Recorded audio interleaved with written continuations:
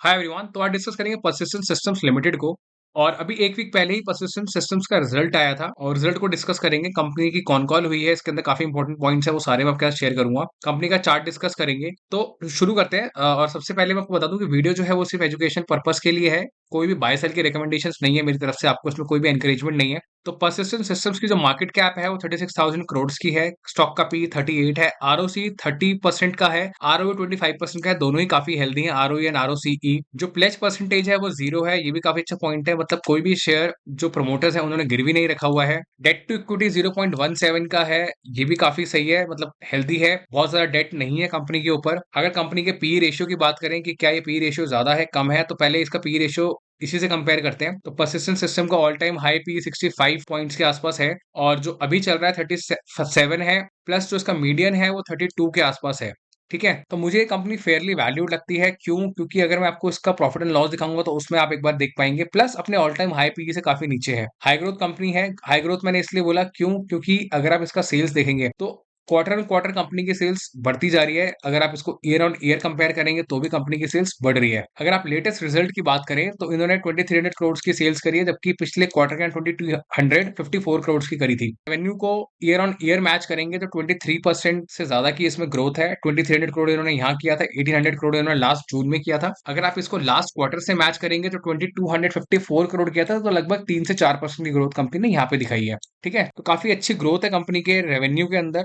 Plus company के जो operating margin है वो 16% पे है, 2% से कम हुआ है लास्ट क्वार्टर के कंपैरिजन में। और अगर आप जून से भी कंपेयर करेंगे तो भी 2% कम हुआ है। तो कंपनी ने बताया कि इनके ऑफिसेस ओपन हुए हैं, उसका एक्सपेंस बढ़ गया है। प्लस जो कैब्स का खर्चा है, जो मील जो फूड प्रोवाइड करती है कंपनी, उसका खर्चा है। तो कुछ बेसिस पॉइंट्स का इम्पैक्ट वहां से आया है, कुछ और खर्चे कंपनी के बड़े हैं, कुछ उसका इम्पैक्ट है थोड़ा सा। और कंपनी ने अपनी कॉन कॉल के अंदर बताया भी है कि आने वाले क्वार्टर्स के अंदर कंपनी जो अपने ऑपरेटिंग मार्जिन है उसको इंप्रूव करेगी। क्योंकि ओवरऑल अगर आप नोटिस करेंगे तो इनके मार्जिन लगभग 17-18% के आसपास है, यहाँ 19% तक थे। तो ऑफकोर्स 16% से ये इंप्रूव करेंगे आने वाले क्वार्टर्स में। अगर कंपनी के प्रॉफिट देखेंगे तो वो भी हेल्दी है, 229 करोड़ के हैं यहाँ पर। बात करते हैं कंपनी की बैलेंस शीट की। कंपनी की बैलेंस शीट भी हेल्दी है। 3889 करोड़ के इनके रिजर्व्स हैं। इनकी जो बोरिंग्स हैं 655 करोड़ की हैं। अभी रिजर्व्स का आगे काफी कम है। इनके फिक्स एसेट सिग्निफिकेंटली इंक्रीज हुआ है, 2300 करोड़ पर है अभी। तो नेट नेट कंपनी की बैलेंस शीट हेल्दी है, स्ट्रॉन्ग है। इनके इन्वेस्टर्स पोर्टफोलियो में अगर हम नजर डालेंगे तो इनके जो प्रोमोटर्स हैं उनके पास में जो होल्डिंग है वो लगभग स्टैग्नेंट है, 31.06% पे है अभी। बहुत ही मार्जिनल सेल किया उन्होंने। एफआई की होल्डिंग 20.50 है। डीआई की होल्डिंग 28.04 है। और जो वीक हैंड्स है पब्लिक पब्लिक के पास में 17.9 18% है, जिसमें से भी 1.4% की जो होल्डिंग है वो एक एचएनआई इन्वेस्टर के पास है। तो नेट नेट जो स्ट्रॉन्ग हैंड्स है उनके पास में ज्यादा कंपनी की होल्डिंग्स है, वो एक स्ट्रॉन्ग पॉइंट है यहाँ पर। तो बात करते हैं कंपनी की कॉन कॉल की, और ये कंपनी की लेटेस्ट कॉन कॉल है 25 जुलाई की। ठीक है, तो कुछ पॉइंट्स है वो मैं आपको बताता हूँ इसमें। सबसे पहली चीज जो नोट करने वाली है वो टोटल कॉन्ट्रैक्ट वैल्यू। ठीक है, इस क्वार्टर के अंदर जो आई है वो है 380 मिलियन यूएस डॉलर्स की है, काफी हेल्दी है। ठीक है, जिसके अंदर कंपनी ने न्यू बुकिंग्स बताई हैं, जो टोटल कॉन्ट्रैक्ट वैल्यू है 237 मिलियन की है। और उसमें भी जो ऑर्डर है 271 है। तो नेट नेट ये जो कॉन्ट्रैक्ट वैल्यूज जो आप देख रहे हैं उसके अंदर कंपनी के स्मॉल कॉन्ट्रैक्ट भी हैं, लार्ज कॉन्ट्रैक्ट भी हैं। रिन्यूअल्स जो कंपनी ने करे हैं, मतलब जो एग्जिस्टिंग कॉन्ट्रैक्ट्स कुछ जो इनके एक्सपायर होने वाले थे उनको रिन्यू किया है, प्लस कुछ न्यू बुकिंग्स है उसके अंदर। तो ये काफी हेल्दी कॉन्ट्रैक्ट वैल्यू है। और कंपनी ने ये भी बताया जो इनका ओवरऑल पोर्टफोलियो है टॉप 50 कस्टमर्स का, वो 5.7% से ग्रो किया है इस क्वार्टर के अंदर। काफी हेल्दी ग्रोथ है ये भी, 5.71% की सिर्फ एक क्वार्टर में। और यहाँ बात करते हैं कंपनी की डील विंस। कंपनी ने जो जो एकदम डील्स इस क्वार्टर के अंदर जो विन करी है उसके बारे में। और इनके 3 सेगमेंट है, एक सॉफ्टवेयर हाईटेक इमर्जिंग है, दूसरा है बैंकिंग फाइनेंशियल सर्विसेज इंश्योरेंस, और जो थर्ड है वो है हेल्थ केयर। ठीक है, तो पहले देखते हैं कि इनको सॉफ्टवेयर हाईटेक और इमर्जिंग इंडस्ट्री में क्या बिजनेस मिला है। तो पहला जो इनको बिजनेस मिला है वो software as a service platform company है, एक लीडिंग प्रोवाइडर है। उसने इनको कस्टमर सर्विस, कस्टमर सेल्स और कम्युनिकेशन से रिलेटेड प्रोजेक्ट दिया है। काफी लार्ज डील है, 3 साल की डील है ये। और यहाँ पे इनको ऑफशोर डेवलपमेंट सेंटर कंपनी के लिए पूरा सेटअप करना है।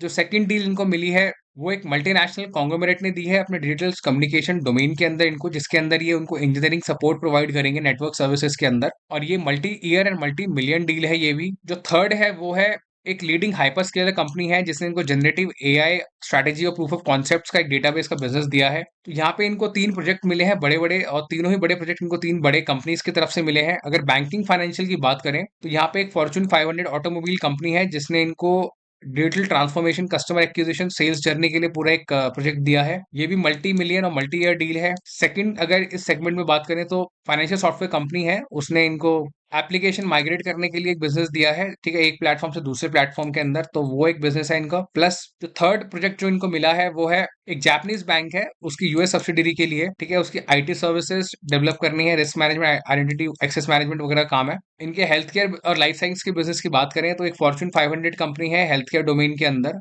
वहां से इनको डेटा एंड मशीन लर्निंग का काम मिला है। और more than 50 million US dollar की डील है ये, मतलब काफी बड़ी डील है इनकी ये, जो कि आने वाले सालों के अंदर इनको 50 मिलियन डॉलर का रेवेन्यू होगा स्पैन ऑफ 3 इयर्स के अंदर। जो सेकंड डील मिली है इनको health care and life science category के अंदर, वो है UK based medical equipment company है एक, वो मैन्युफैक्चर करती है, ठीक है। उसके लिए इनको सप्लाई चेन, मैन्युफैक्चरिंग, रेगुलेटरी का काम करना है, फाइनेंस फंक्शंस बनाने हैं उनके। जो थर्ड जो है वो लीडिंग कंपनी है स्पेशलाइजिंग इन डिटेक्शन अर्ली स्टेज कैंसर्स, ठीक है, उनके लिए एनालिटिक्स, लेबोरेटरी इंफॉर्मेशन और वो सारे काम करेंगे, डेटा वेयर हाउसिंग जैसे। तो नेट नेट जो कंपनी की पाइपलाइन है वो काफी स्ट्रॉन्ग है, कंपनी को काफी सारे बिजनेस मिले हैं अलग अलग डोमेन में, और ये सब multi year multi million deal है। तो ऑफकोर्स आपको ऐसे ही समझना है कि जो इनको बिजनेस है वो अगले क्वार्टर में या इसी साल में सारा मिल जाएगा, कि सारा बिजनेस इनको ब्रेक हो करके आने वाले क्वार्टर्स के अंदर मिलेगा। बट नेट नेट कंपनी का जो बिजनेस पाइपलाइन है वो काफी स्ट्रॉन्ग है। और यहाँ पे जैसे मैंने आपको बताया था, कंपनी ने बात करी अपने एबिटा मार्जिन्स को इंप्रूव करने की 200 टू 300 बेसिस पॉइंट, मतलब 2 to 3% की, तो वही चीज यहाँ पे इन्होंने कंफर्म करी है मैनेजमेंट ने। तो नेट नेट ये पूरी कॉन कॉल, यही सारे पॉइंट्स है जो इंपॉर्टेंट है, जो हमें पता होने चाहिए एज अ इन्वेस्टर, कंपनी के पास क्या बिजनेस है, कंपनी का विजन है आगे लेकर के, और कंपनी किस किस सेक्टर में, कंपनी आर्टिफिशियल इंटेलिजेंस पे काम कर रही है, हेल्थ केयर सेक्टर पे काम कर रही है, बैंकिंग एंड फाइनेंस में है। तो सभी डोमेन से कंपनी के पास में बिजनेसेस है, ठीक है। तो उन सभी चीजों को देखते हुए मुझे लगता है कंपनी का जो ग्रोथ है आने वाले सालों का वो हेल्दी रहेगा, डिसेंट रहेगा। कंपनी अभी भी काफी अच्छी ग्रोथ कर रही है, उसको देखते हुए जो कंपनी का स्टॉक प्राइस है वो अभी अभी ऑल टाइम हाई के आसपास है। इसने एक बॉटम बनाया था, आप देख रहे हैं 3100 के लेवल्स पे, और अभी हाई बनाने के बाद 5268 पे स्टॉक प्राइस कहीं कंसोलिडेट हो रहा है, थोड़ा 10% गिरावट के साथ यहाँ कहीं पे, और आज भी 2% की तेजी इसमें देखी गई। तो नेट नेट क्वेश्चन ये है कि अगर यहाँ पोजीशन बनानी चाहिए, तो मुझे लगता है कि यहाँ पोजीशन बनानी चाहिए। देखो ये जो वीडियो है वो एजुकेशन पर्पस के लिए, बट स्टिल आप अपने फाइनेंशियल एडवाइस से डिस्कस करें और फिर कोई डिसीजन लें। मेरा व्यू पॉइंट यही है कि ये प्राइस अगर कंसोलिडेट हो रहा है, आपको अगर थोड़ा सा नीचे की साइड मिल जाए, लगभग 4600 के लेवल पे, अभी भी ठीक ठाक लेवल पे ही है। क्योंकि अगर आपका व्यू लॉन्ग टर्म का है, एटलीस्ट 5 to 10 ईयर्स का आपका व्यू है, जिस हिसाब से कंपनी की पाइपलाइन है, मल्टी ईयर डील्स हैं, आगे भी कंपनी को और डील्स मिलती रहेंगी, तो उन सभी चीजों को देखते हुए आपका लॉन्ग टर्म व्यू होगा, तो कंपनी अच्छा ग्रो करेगी, आपका अच्छे रिटर्न्स बनेंगे। प्लस प्राइस कंसोलिडेट हो रहा है, यहाँ से अगर कहीं नीचे भी आएगा 200 डे मूविंग एवरेज से, मुझे नहीं लगता नीचे आएगा, अनलेस एंड अनटिल कोई बहुत ज्यादा सेंटीमेंट्स नेगेटिव हो जाए या कोई और गवर्नेंस इशू कंपनी के अंदर आ जाए, तब तक ये प्राइस 200 डे मूविंग एवरेज से नीचे आने के चांसेस कम लगते हैं, ठीक है। स्टॉक मार्केट में कुछ भी हो सकता है, बट स्टिल चार्ट को देखते हुए जो 4500 का जो लेवल है वो काफी इंपॉर्टेंट है स्टॉक के अंदर, ठीक है। अगर वहां तक स्टॉक प्राइस टच करता है तो ऑफकोर्स वो काफी अच्छा जोन होगा एक बल्क बाय करने का। और अपसाइड तो ऑफकोर्स ये नो चार्टिंग जोन में है, लेकिन अपसाइड तो कंपनी की आप लॉन्ग टर्म अगर इसकी ग्रोथ देखेंगे तो काफी अच्छी रही है, तो उस हिसाब से ये स्टॉक प्राइस ठीक ठाक ग्रो करेगा आने वाले क्वार्टर्स के अंदर। तो जिनके पास में स्टॉक है उनको लॉन्ग टर्म के लिए होल्ड करना चाहिए, जो फ्रेश पोजीशन बनाना चाहते हैं वो यहाँ से बनाए या वेट कर ले थोड़ा सा और नीचे, अगर आपको मिल जाए लकीली तो और भी अच्छी बात है। जिसके पास में ये स्टॉक है उसको और एड ऑन करना है तो वो कर सकते हैं, अगर लॉन्ग टर्म का विजन है। दूसरी चीज, आपको निफ्टी आईटी इंडेक्स पे जरूर फोकस करना चाहिए, क्योंकि ये निफ्टी आईटी इंडेक्स है, और निफ्टी आईटी इंडेक्स अगर आप देखेंगे तो उसने पिछले साल नवंबर में एक ऑल टाइम हाई बनाया था ऑलमोस्ट 40,000 पॉइंट्स के आसपास, और अभी ये चल रहा है लगभग 30,000 पे।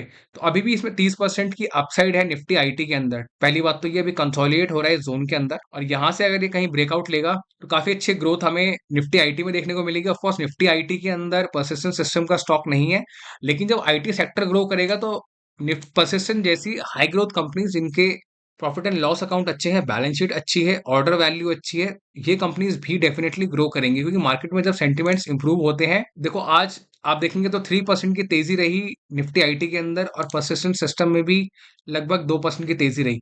तो नेट नेट वो सारी चीजें आपको नोटिस करनी चाहिए कि अभी निफ्टी आईटी जो है थोड़ा सा अंडर वैल्यूड है यहाँ पर, ठीक है, अपने ऑल टाइम हाई से काफी नीचे है, जबकि मार्केट जो है निफ्टी इंडेक्स 19,500 के आसपास चल रहा है, ठीक है, अपने ऑल टाइम हाई से थोड़ा सा क्लोज है। निफ्टी आईटी ग्रो करेगा तो परसिस्टेंस भी ग्रो करेगा, तो वो चीज यहाँ पे आपको नोट करनी चाहिए।